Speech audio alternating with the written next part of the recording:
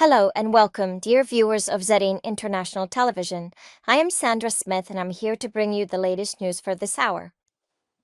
Hibatullah Akhundzada, the leader of the Taliban, has once again emphasized obedience to his orders and the need to set aside differences in his Eid message. In his message for Eid al-Adha, Akhundzada addressed his Muslim brothers saying, "Obedience to the commands and decrees of the Emir is obligatory."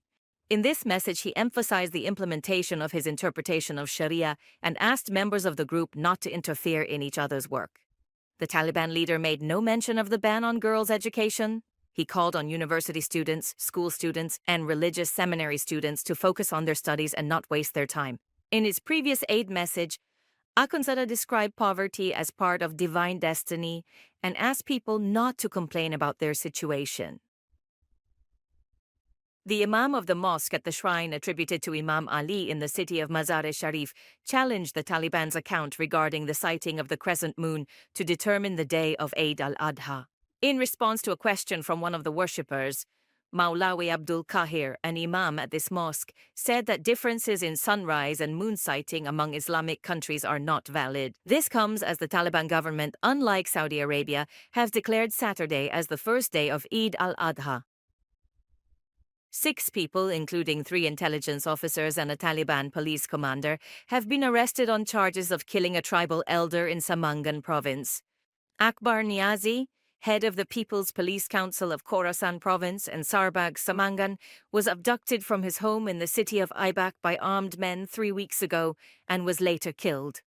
The motive for this abduction and murder is still unknown.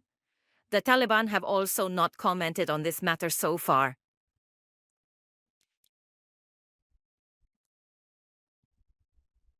In their latest move, the Taliban have banned the publication of images of living beings in local media in Laghman province.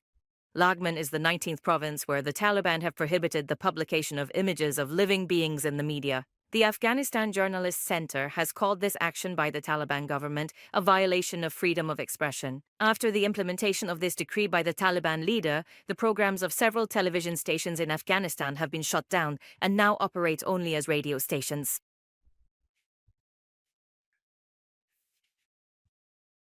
The Prime Minister of Pakistan, in a meeting with tribal elders of Khyber Pakhtunkhwa in Peshawar, emphasized the need to increase cooperation with Afghanistan under Taliban rule. Shahbaz Sharif has once again expressed concern about the threat posed by terrorist groups active in Afghanistan. Sharif added that Indian-backed militants should not be allowed to operate on Afghan soil against Pakistan. The Taliban have consistently denied the presence of Indian and Pakistani proxy groups.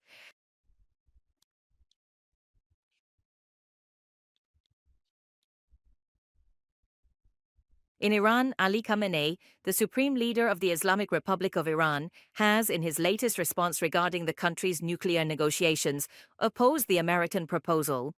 In a speech, he referred to the negotiations between Tehran and Washington, saying that the proposals put forward in the talks were disappointing, contrary to what was expected. Khamenei emphasized uranium enrichment within Iran, saying that even if his country had 100 nuclear power plants, it would be useless if they were not allowed to enrich uranium. Elon Musk has strongly criticized the Trump administration's bill on current expenditures and tax cuts.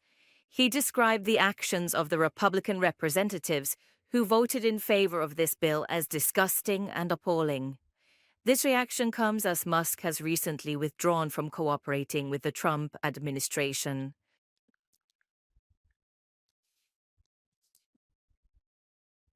As a result of a shooting near a shopping center in Toronto, Canada, 1 person was killed and 5 others were injured.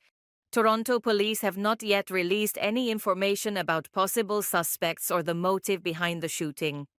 The attack occurred around 8 p.m. local time, and the condition of some of the injured has been reported as critical.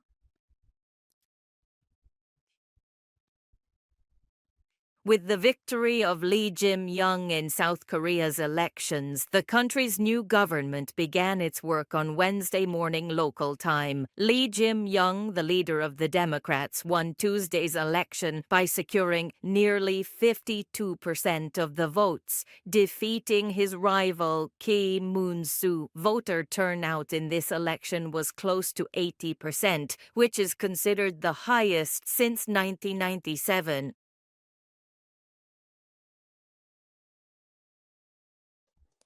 Thank you, dear viewers, for your continued support. You can watch Zarin TV on Afghan Procast, Jlwiz, Zarin TV app, and our social media platforms.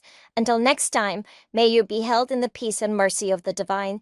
Take care, and may blessings always follow your path.